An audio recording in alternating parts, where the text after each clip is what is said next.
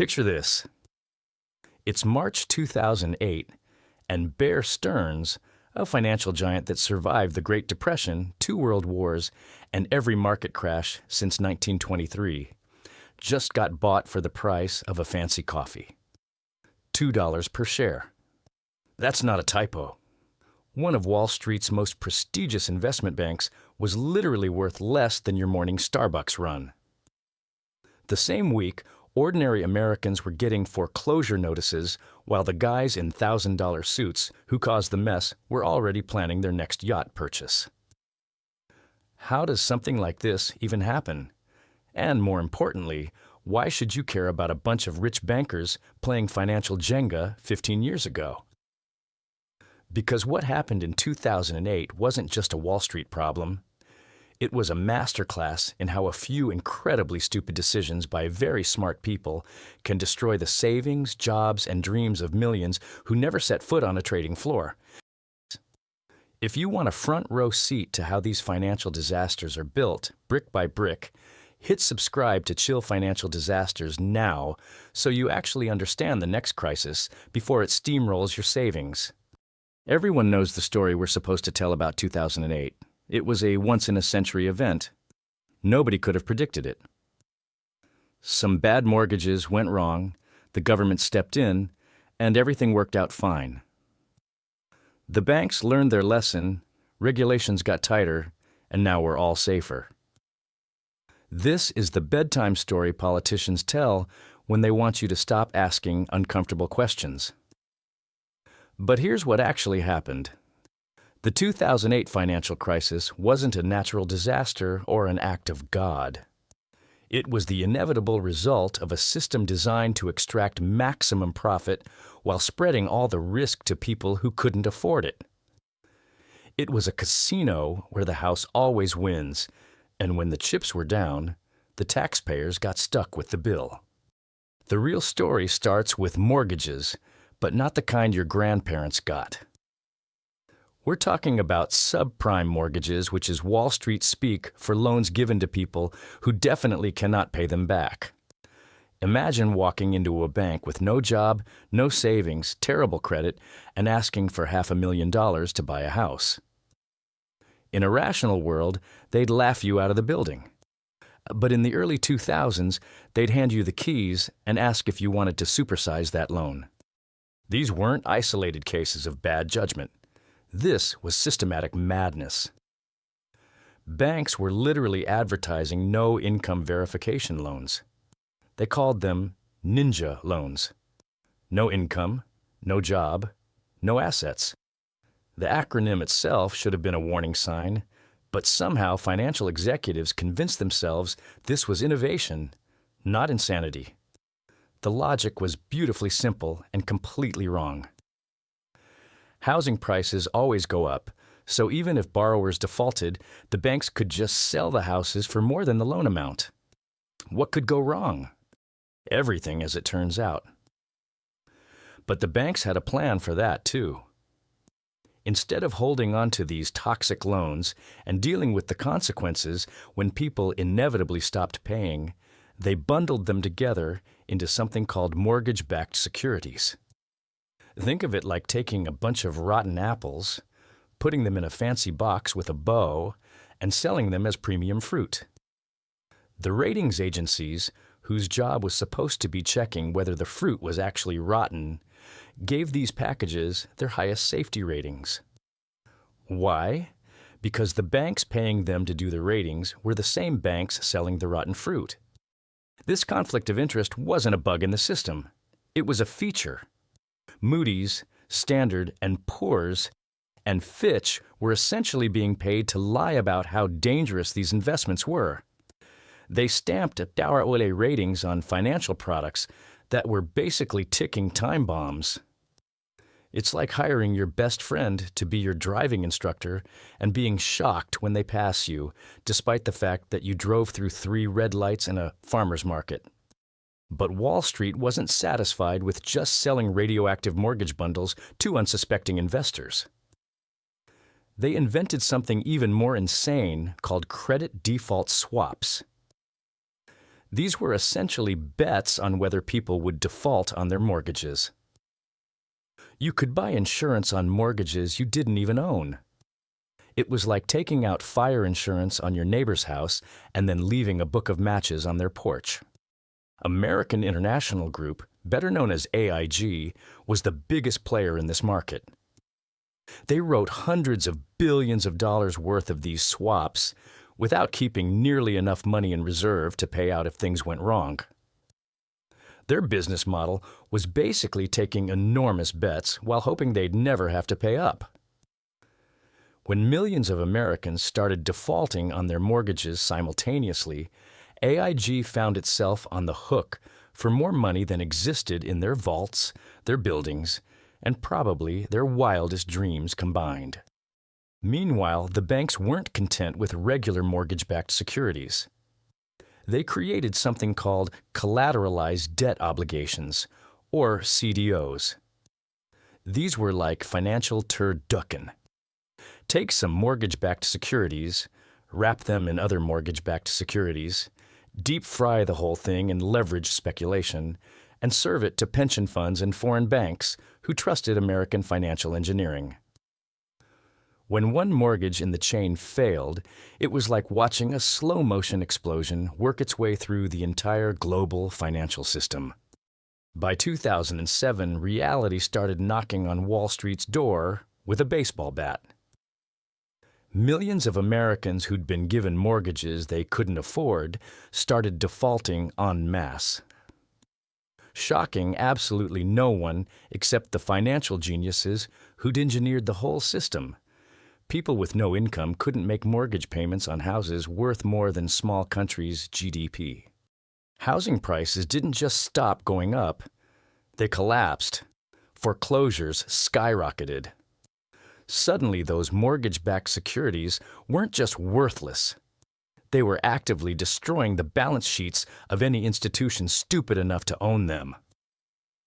Banks that had been bragging about their sophisticated risk management discovered they were sitting on piles of financial dynamite that were already on fire. Bear Stearns was the first major domino to fall. In March 2008, this 85-year-old Wall Street institution collapsed like a house of cards in a hurricane. J.P. Morgan Chase bought them for $2 per share, which was less than the cost of parking in Manhattan for an hour. Thousands of employees lost their jobs overnight. Investors who'd trusted Bear Stearns with their life savings watched their wealth evaporate faster than water on hot asphalt. But the real earthquake came on September 15, 2008, when Lehman Brothers filed for bankruptcy. Lehman wasn't just any investment bank. It was a 158-year-old institution that had survived the Civil War, 2 World Wars, the Great Depression, and every financial crisis in American history. Until it didn't. $600 billion in assets vanished overnight. The largest bankruptcy in American history happened between breakfast and lunch on a Monday morning. The government decided to let Lehman fail, thinking it would teach Wall Street a lesson about taking excessive risks. Instead, it taught the global economy how to have a panic attack. Markets around the world went into freefall. Banks stopped lending to each other because nobody knew who else was holding bags full of worthless mortgage securities. Credit markets froze. The entire global financial system was basically one step away from people trading chickens for medical care. This is when the government discovered that capitalism apparently comes with training wheels. The Troubled Asset Relief Program, or TARP, was a $700 billion government lifeline thrown to the same banks that had caused the crisis. Think of it as the world's most expensive admission that maybe letting banks gamble with other people's money wasn't such a brilliant idea after all. The irony was thick enough to cut with a knife. The banks that had spent years telling everyone that government regulation was unnecessary and free markets always knew best suddenly couldn't survive a single weekend without government intervention. They went from government is the problem to please save us with taxpayer money, faster than you can say moral hazard. Some of these institutions were deemed too big to fail, which is financial speak for, if we let them collapse, they'll take the rest of the economy with them. So Citigroup, Bank of America, and even automakers like General Motors got massive government bailouts. The message was clear. If you're big enough and connected enough, you get socialized losses to go with your privatized profits. While Wall Street was getting taxpayer-funded life support, Main Street was getting mugged. Over 8 million Americans lost their jobs between 2008 and 2009. Entire neighborhoods turned into foreclosure graveyards. Families who'd believed the American dream, included home ownership, found themselves with $300,000 mortgages on houses worth $180,000. Small businesses couldn't get credit. Retirement accounts imploded. People who'd spent decades saving for their golden years watched their 401ks become 201ks. The magical thinking that housing prices always go up was replaced by the harsh reality that sometimes they go down fast enough to give you whiplash. Meanwhile, the people who hadn't crashed the economy were the ones paying for the cleanup. Regular Americans didn't get bailouts. They got austerity measures, budget cuts, reduced government services, and lectures about personal responsibility from the same politicians who just voted to rescue Wall Street with public money. The ratings agencies that had stamped AAA ratings on financial garbage suddenly developed selective amnesia about their role in the crisis. These were the same companies that had told pension funds and insurance companies that mortgage-backed securities were as safe as treasury bonds. When everything collapsed, they claimed they were just offering opinions and couldn't be held responsible for the fact that their opinions were catastrophically wrong. It was like a movie critic giving 5 stars to a film that turned out to be 3 hours of someone reading the phone book, then claiming they're not responsible when audiences demand their money back. Except instead of wasted movie tickets, we're talking about trillions of dollars in destroyed wealth and millions of ruined lives. The invisible hand of the free market, which economists love talking about, turned out to be drunk and belligerent. Deregulation had played a starring role in the crisis. The Graham-Leach-Bliley Act in 1999 had essentially told banks they could be everything at once. Commercial bank, investment bank, hedge fund, and casino rolled into one. The Securities and Exchange Commission had loosened leverage limits, allowing banks to borrow 30 times their capital, which is like trying to balance a school bus on a toothpick. There were no meaningful rules on credit default swaps, thanks to legislation championed by people who believed markets would regulate themselves. This is like believing toddlers will supervise themselves with flamethrowers and being surprised when someone sets the house on fire. The crisis didn't stay contained to American borders. European banks had bought enormous quantities of those toxic American mortgage securities because apparently nothing says safe investment like lending money to unemployed Americans to buy houses they can't afford. When the American housing market imploded, European financial institutions caught the plague. Iceland's entire banking system collapsed. Ireland went from calling itself the Celtic Tiger to begging for international bailouts. Greece discovered that having a financial system built on wishful thinking and creative accounting doesn't work so well during global economic storms. The world learned that when Wall Street sneezes, everyone else ends up in the emergency room. After the dust settled and the immediate crisis passed, people looked around and realized something infuriating. The rich had gotten richer, the poor had gotten foreclosed on, and almost nobody responsible for the mess had gone to jail. The Department of Justice managed to prosecute a few mid-level employees, but somehow couldn't find evidence of criminal wrongdoing among the executives who designed and profited from the whole system.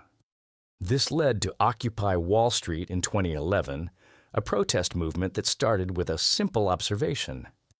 The people who broke the economy were doing fine, while everyone else was still cleaning up the mess. Thousands of people camped in parks to demand accountability, regulation, and an end to the wealth inequality that had only gotten worse since the crisis. Meanwhile, the same Wall Street executives who'd needed government bailouts to avoid bankruptcy were back on financial news shows explaining why regulation was unnecessary and free markets always knew best. The cognitive dissonance was breathtaking. These people had literally been saved by government intervention, but somehow maintained that government intervention was bad. Some reforms did get passed. The Dodd-Frank Act attempted to increase oversight, create consumer protections, and monitor systemic risk. The Consumer Financial Protection Bureau was created to be a government watchdog for financial services. Banks were required to undergo stress tests and maintain higher capital reserves. But Wall Street adapted like a virus. Lobbyists worked overtime to create loopholes large enough to drive armored cars full of money through. Some banks shifted risky activities into shadow banking systems where regulation feared to tread. Derivatives didn't disappear, they just got new names and slightly different structures. Housing prices started climbing again. Student debt ballooned to levels that made pre-crisis mortgage debt look responsible. Financial literacy among ordinary Americans remained somewhere between what's a credit score and compound interest sounds made up. The underlying incentive structures that had caused the crisis largely remained intact. We basically built a slightly stronger dam while continuing to party downstream like the flood would never come back. The people who'd engineered the original disaster were still in charge, still making the same arguments about free markets and innovation, and still collecting bonuses that would make ancient emperors jealous. Here's what 2008 taught us about how the world actually works. When ordinary people make bad financial decisions, they lose their homes, their savings, and their futures. When extremely wealthy people make bad financial decisions on a massive scale, they get bailouts, golden parachutes, and speaking fees for explaining how nobody could have seen it coming. The crisis revealed that too big to fail isn't just an economic concept. It's a political reality. Institutions that become large enough and connected enough can essentially hold the entire economy hostage. They can take enormous risks, knowing that if they win, they keep the profits, and if they lose, someone else pays the bill. This isn't ancient history. It's a blueprint for understanding how financial power actually operates in the modern world. The same incentive structures, the same regulatory capture, the same moral hazard problems that caused 2008 are still built into our financial system. The players have different names, the instruments have evolved, but the fundamental dynamics remain unchanged. So the next time someone tells you that markets are efficient, that regulation is unnecessary, or that financial innovation always makes things better, remember 2008. Remember that a few greedy suits broke the world economy and still made it home for dinner. Remember that the people who pay the price for financial disasters are rarely the people who cause them. If you want to actually understand the next crisis before it shows up in your paycheck, subscribe to Chill Financial Disasters and stick around. Because the people who learned nothing from 2008 are still running the show, and this time you might want to know where the exits are.